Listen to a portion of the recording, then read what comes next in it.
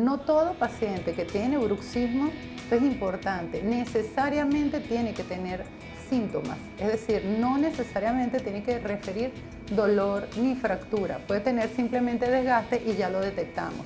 Y otra cosa importantísimo es que el paciente que tiene bruxismo crónico, que puede tener sus momentos de remisión de sus molestias, puede también tener dolores inclusive en oídos y referirse, por eso es que mucha gente confunde en ocasiones y va al otorrino y no puede ser,